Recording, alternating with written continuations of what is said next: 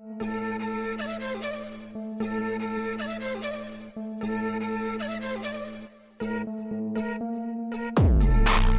remember, my pupil master used to say, the only law continually in force is the law of unintended consequences. Legal practitioners are less likely to forget this, but we look on in dismay as politicians do so as a matter of routine. Today's podcast is about that perennial internet standby. Are social media entities like Facebook, Twitter, YouTube, are they publishers or are they something else? Starting from the top, it's important to remember that the publishers and platforms distinction that you often see in media commentary is not a legally significant one. The question is simply whether they are publishers or not whether they are something else that is not a publisher. That's fairly important to keep in mind. Now, by way of background, I'll explain that I'm a lawyer. I used to practice in this area, and it's becoming increasingly clear that it is very fraught, and there are all sorts of problems that emerge from it. Most obvious example, obviously, recently, is Facebook banning a number of outspoken commentators. Most of them were people who are associated with the political right or conservatism, and most of them were American. One of them wasn't. That was Reverend Louis Farrakhan, who's a Nation of Islam figure in the United States, and could probably be described as a black conservative, but because of the way African-American politics works in America, he is considered to be on the political left rather than on the political right, which is quite striking, but he does have quite socially conservative views, as you would expect from someone who is Muslim, but he's also quite anti-Israel, which you would also expect from someone who's Muslim, so he's quite a complex figure. However, the most prominent British person who was banned was Paul Joseph Watson, who's often considered to be alt-right, but there's a lot of argument over what alt-right means. It's very clear he's not a racist.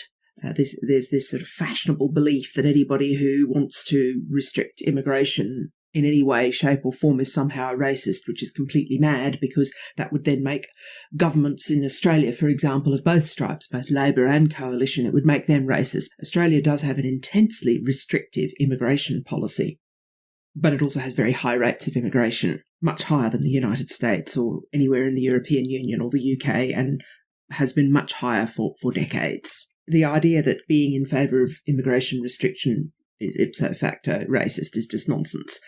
However, he is a bit of an edgelord, I think is probably a good way of putting it. He will be amusing at the expense of his political opponents, and they obviously don't tend to take it very well. And he does have history because he used to work for InfoWars, and I think it's reasonable to say that Alex Jones is as nutty as a bag of trail mix. So when these figures were banned, there was an enormous faffle on both sides of the Atlantic because there was a British person involved, and because Donald Trump, as is wont to do these days, he waded in. He tweeted, "I am continuing to monitor the censorship of American citizens on social media platforms. This is the United States of America, and we have what's known as freedom of speech. We are monitoring and watching closely." Now, I'm going to draw on an article that is of mine that is in this month's Standpoint magazine, and you should take my comments here as in addition or as an ancillary to what is in Standpoint magazine. I'm wearing my lawyer hat in the magazine and trying to make it as clear as possible what the law is on this point and some of the complexities arising from it. Because first of all, you've got to remember is that, among other things, Donald Trump actually retweeted a number of the people who'd been banned, including Paul Joseph Watson, which is quite unusual in itself because we've become used to, over the last couple of years, Twitter being the platform that bans people much more readily, and for very frivolous things like misgendering trans people. And sometimes you'll get a double whammy. Twitter will ban you or restrict your account. And then in the United Kingdom, because of malicious communications legislation and Section 127 of the Communications Act 2003, not because of hate speech legislation in this case, it's because of the internet misuse legislation, which is poorly adapted, but nonetheless widely used, for the simple reason that the country's hate speech legislation is relatively carefully drafted, and you would not be able to use it to do this. But you can use malicious communications legislation, communications decency style legislation to achieve this effect. And what has happened with a number of very prominent people, including Graham Linehan, the chap who wrote Father Ted, this probably won't mean anything to Americans, but it does mean an enormous amount to British people, Irish people, French people, Australian people, because Father Ted was just a comedic standby for decades. Graham Linehan was the co-writer. He's a very left-wing activist, but he disagrees with the left on one particular issue, and that's the transgender issue. He's tweeted about it and had his account restricted or banned or suspended at various times, although he's back now. But he's also been investigated by the police, so he's had the police come round to his house and bang on his door and say, Mr. Linehan, we want to check your thinking. And of course, this is an enormous issue because he's famous, but it's been done to lots and lots of other people who aren't famous. And the other one, not about trans people in this case, about teaching his dog to do a Nazi salute, is Marcus Meekin, Count Dankula, the comedian in Scotland. And once again, this is globally known purely because he's a well-known individual with hundreds of thousands of followers on Twitter and his own comedy show. Although he's never been banned, he's drawn attention to both these cases, the comedian Jonathan Pye. And Pye sails very close to the wind but never steps over it. He's extraordinarily careful, but he has spoken and written widely about the situation with both Linehan and Meekin, and you've got the same sort of species of thing going on. So Twitter has always been censorious and has always been inclined to ban people, and occasionally it will interact with the police as well, so you get the state and a big corporate after you. So the fact that Donald Trump could simply go and retweet these people, some of whom had never been banned, was quite notable because of Twitter's censoriousness. Facebook was always the one that was sort of somewhere in the middle, and it was meant to be for puppies and kittens and pictures of babies and what people had done since you knew them in high school. And YouTube was always the one that was mainly music-focused and gaming-focused and also a bit more sort of liberal with this kind of thing. This is why you've created this entire media ecosystem with people like Sargon of Akkad, and these days with outfits like Trigonometry and so on and so forth. They've just created this entire media ecosystem of their own, and it's taken until quite recently, and probably the recent European Parliament elections, where some of the prominent YouTubers ran for Parliament or ran for the European Parliament. It'll be very interesting to see if any of them decide to repeat the thing at a general election. It will be quite entertaining to see how they try to run their campaigns, I'm not sure. So you had this sort of scale where Twitter was very censorious and YouTube wasn't really, and Facebook was somewhere in the middle. Then you got this situation where Facebook was used for the Christchurch shooter's live stream through his GoPro, and Facebook looked very bad as a result of this. I mean, the idea of live via telecast massacres, I often do quite a lot of commentary on ancient Rome because my training is as a classicist and I've written 2 novels set in ancient Rome. And I have to say the idea of live streaming a massacre is the kind of thing that would probably have appealed to a pagan Roman. They'd be sitting there going, cool idea, bro. But it is not something that goes down very well now. I mean, this is the difference between a civilization that never developed the idea of the watershed and our civilization, which does. But it wasn't just the issue over Facebook and banning these people. Because of the enormous contretemps on both sides of the Atlantic, and because Donald Trump involved himself, we've now got a situation where even moderate conservatives and also conventional media outlets, regardless of their political slant, started to point out that, hang on, this is what we have to do. If we're at The Guardian, we want a left to centre-left leaning take on things, and most of our writers are from that background. Therefore, we will commission material and we will look for material available on the internet that is of that type. This is a political slant. This is what we do. And The Guardian has to be enormously careful about how it does it because it is vulnerable to being sued for defamation. It's vulnerable to copyright claims and intellectual property claims more broadly. And it's vulnerable to any one of a number of other legal and civil claims if it gets it wrong, because The Guardian is a publisher. This is the important thing to remember. And then at the same time as you had conventional media outlets, and there's actually a campaign being run in the UK by the newspapers mainly, although the broadcasters sometimes get on board with it as well, to say, no, treat Facebook and YouTube and Twitter, treat all of these outlets, and they just call them outlets. They don't make the mistake of calling them platforms. Just treat them all as publishers. Treat them like that you treat us, which means they will then have to hire armies of lawyers to make sure that they can't be made liable for defamation. It will mean they will have to be much more careful about intellectual property violations, and they'll have to do all the things that The Spectator or The Times or The Guardian or BBC does. And that's very expensive. It will reduce their ability to dominate the media space if that happens. So, in a sense, if you're a competition lawyer or an antitrust lawyer, you would think that this is a good idea. It's not fair that Facebook and YouTube and media outlets of that type are in a position to completely dominate and claim all the advertising revenue that used to be much more widely distributed amongst other media outlets, simply because they don't have to exercise the same degree of editorial control as The Guardian or The Times. That does seem unfair. Prima facie, it seems unfair. So there is actually a compelling competition law argument for just treating these entities like publishers. And it wouldn't crush them, but it would completely level the playing field. The like of it would completely transform social media.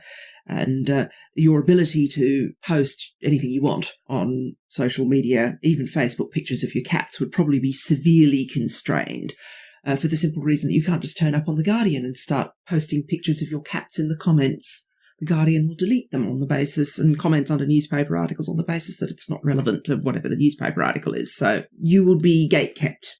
But there was a smaller group of people in the United States who were trying to argue, and they use the expression platform. They're arguing that platform access is a civil right. They didn't want to talk about the idea that Facebook and Twitter are publishers. They argue that social media is a type of walled garden, and in reality, it should be treated as a new public square to which everyone has access as a matter of right. Now, what this group of people want to do is mandate social media adherence to the First Amendment and to First Amendment jurisprudence, which is well developed in the United States. The Americans have got a very sophisticated, very carefully worked out legal analysis of their Constitution, of their First Amendment and the way it works in a political and social and cultural context. And they've been doing this for decades. And it's the legal reasoning is sophisticated, which is why people in other countries who don't have a First Amendment often say, we'd like to copy your jurisprudence, it's very good. However, what the US jurisprudence in the First Amendment field has never done, or is not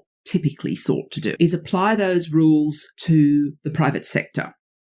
So if, for example, you've been paying attention to the controversy over no platforming and anti-free speech rules in American universities, you'll notice that organisations like the Foundation for Individual Rights in Education have been able to force American universities that are publicly funded or partly publicly funded to protect the First Amendment speech rights on very traditional First Amendment grounds, because the protection of freedom of speech under the First Amendment in the United States is a protection from the government.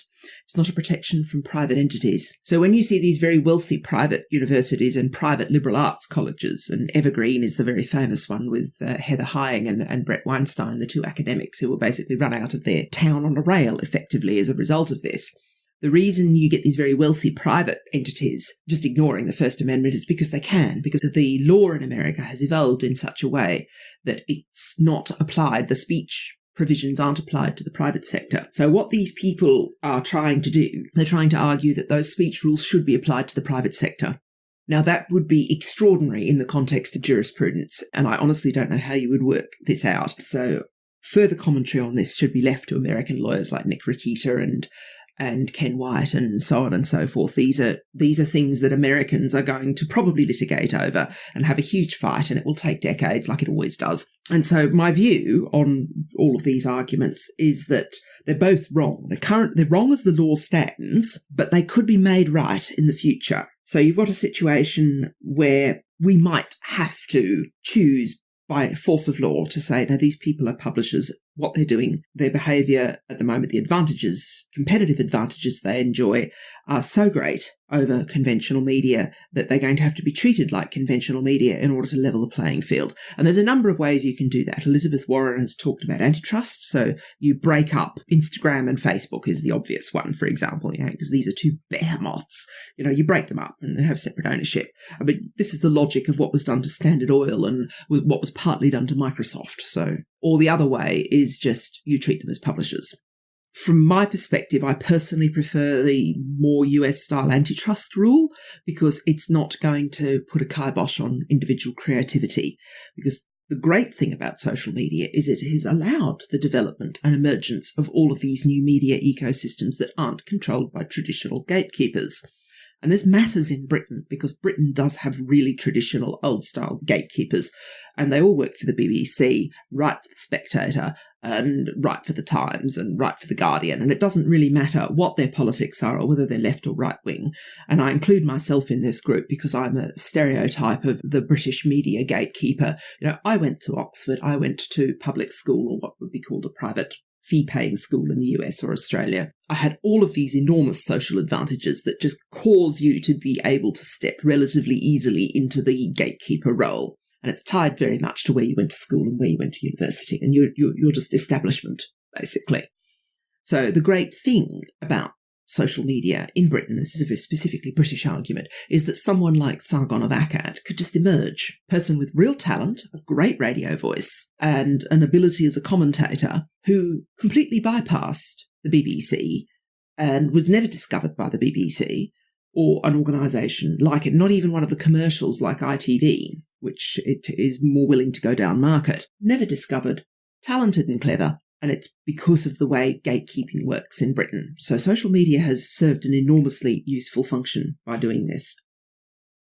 So how's it regulated? Section 230 of the US Communications Decency Act and what is called Article 13 of the EU Copyright Directive, although it's a different number now, govern social media by and large in the UK and the EU. Not so much. The UK may shift as a result of Brexit, but that's not clear yet. Both these pieces of legislation exempt YouTube and Facebook from legal liability for their users' posts. Twitter, for example, cannot be sued if one of its users defames another user. Only the user can be. So if I defame someone on Twitter, I can be sued, but the entity that published, in inverted commas, my tweet can't be sued.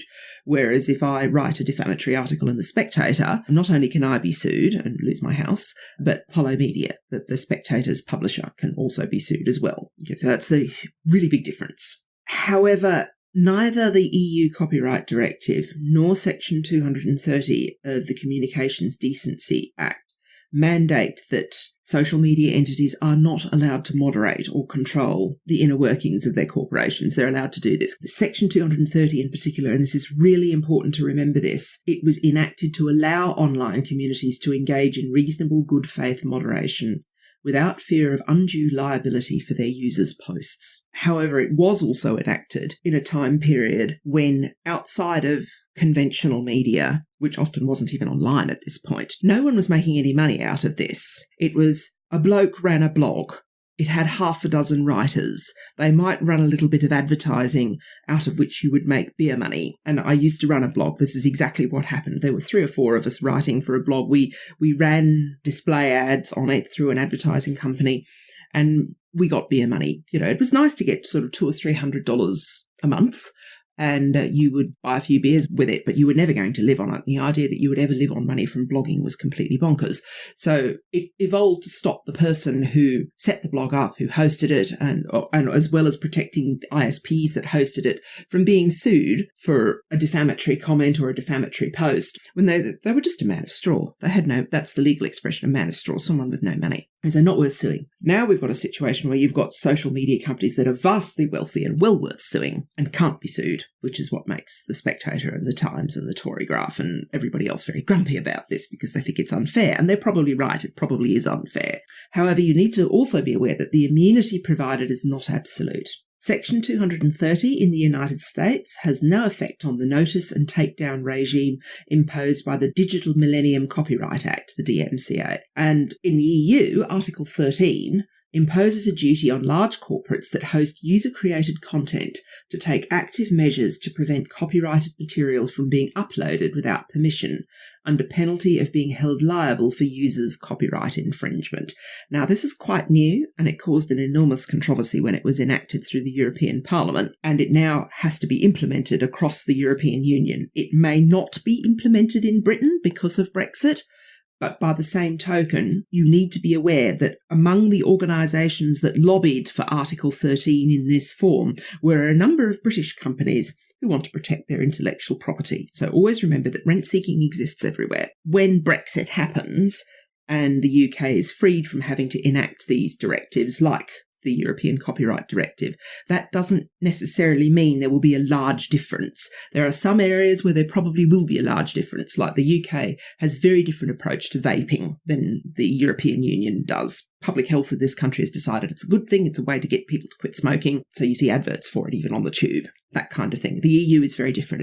It's more censorious, weirdly, and yet at the same time in most EU countries it's much, much easier to smoke. They really don't enforce the smoking bans anything like as harshly as they're enforced in the UK. So that's an example of a clear difference, and Brexit will cause the United Kingdom to go in a completely different direction from the EU.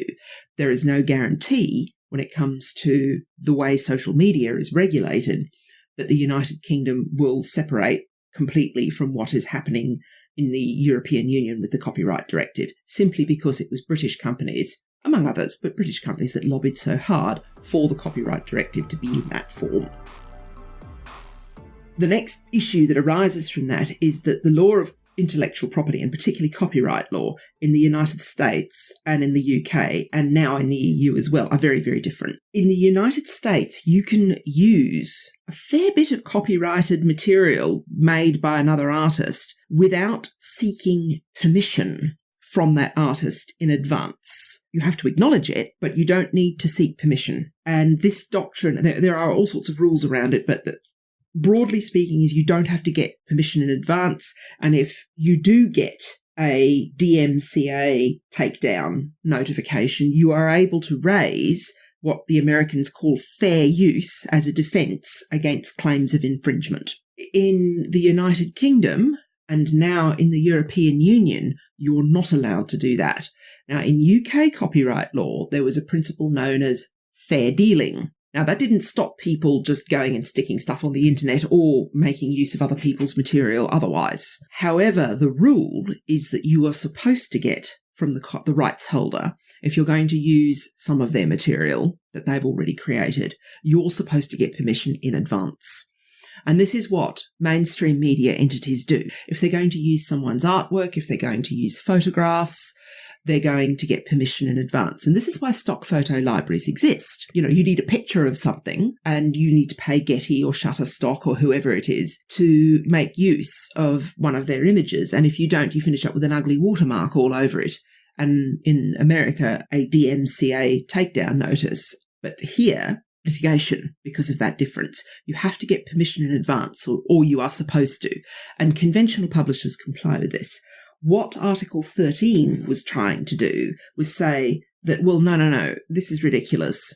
Social media has to do the same thing. It's not fair. And they're also engaged in taking people's intellectual property without compensation. That was another part of the claim. But the difference is, of course, if you're going to impose liability for intellectual property violations, it's much better to have the American system of fair use than it is to have the UK system of what's called fair dealing. Because in the American system, you simply don't have to go to the rights holder in advance. That doesn't mean there's no litigation. It doesn't mean there's no takedown notices. There certainly are. But it's all afterwards, and it doesn't defang the creative potential of social media simply because of the way American copyright law actually works.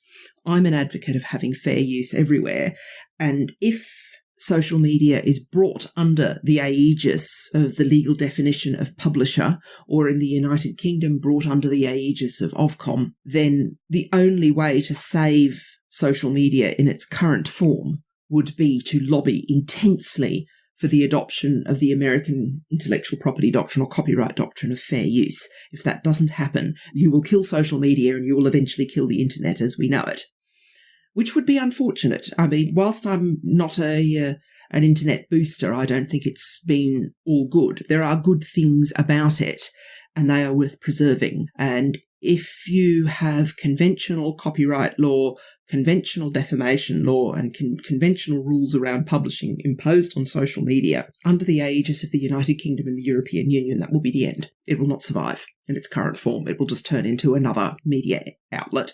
And as I say in my standpoint piece, any political bias that exists in the organisation at the time will then be baked into the media organisation in exactly the same way as it is for, we all know the Spectator is centre-right, we all know the Times is centre-right, we all know the Guardian is left, we all know the Mirror is left. We know these things. And if, for example, the shutters came down tomorrow, even with the long-running censorship issues on all of these platforms and people being deplatformed and having their videos removed and so on and so forth, simply the preponderance of people who are still there means that you will have baked-in bias. So you turn Twitter into a publisher, it becomes left. You turn YouTube into a publisher, it becomes right and centre-right. You turn Facebook into a publisher, it will become centre-left. It will be more moderate than Twitter. It will be more pro-family than Twitter for the simple reason that it's a vector for all of our high school and university memories. Instagram, likewise, will probably finish up mildly centre-left or even completely centre. But the point is, you think, oh, that's all right, that's not the end of the world. But think, could you get an article critical of immigration published in The Guardian? Could you get an article in favour of intersectionality published in the Tory Graph? No matter how well written or how well conceived. No, you couldn't. The only places where you're likely to get really distinctive and opposing views published in the same outlet are places that are entirely creations of the internet, and the two that come to mind are Quillette and Aereo magazine. They both do this. So you will get pieces that are written by members of the intellectual dark web, and then you'll get pieces criticising the intellectual dark web. They will all do this. And it's vital to remember that whilst those are two very popular and profitable magazines now, they emerged as a result of social media, and they emerged as a result of the internet. They built their platforms on the internet, and they built them successfully because people like Claire Lehman and Helen Pluckrose, the two editors respectively, did not have to go to gatekeepers. They were able to become excellent themselves and build an audience themselves entirely independently of conventional media. Now, of course, what has happened, because they have talent, is both Claire Lehman and Helen Pluckrose have now been picked up extensively by the conventional media. So you see features of many thousands of words written by Claire Lehman in The Australian, for example, which is the country's premier national daily. You see Helen Pluckrose published in The New Statesman and in Standpoint and in The Spectator, and it's exactly the same thing. Both of those women made their platform themselves as a result of being successful on social media and completely bypassing gatekeepers. So whilst you can make a really strong competition law argument for saying it's not fair that Facebook and Twitter and YouTube can outcompete for advertising revenue, in particular The Spectator or The Times or the Tory Graph or so on and so forth, you can make that claim, and it's a strong claim. And people who trivialise it are not aware of the legal issues involved. I mean, competition is at the core of capitalism. And if you make capitalist economies uncompetitive, make them too monopolistic, you lose the advantages that capitalism confers over socialism. And believe me, the socialists out there are well aware of this. If you want to keep winning the argument against socialism, then you have to keep capitalism competitive. This is a powerful argument. Don't trivialise it, particularly if you're on the political right. Competition matters to capitalism. Without competition, capitalism dies. So you've got this situation where it's probably unfair what social media is able to do at the expense of conventional publishers, but it's also been enormously useful. Figures like Carl Benjamin, Claire Lehman and Helen Pluckrose would not exist as commentators in the United Kingdom and Australia without the presence of social media. So you have to keep both of those in your head.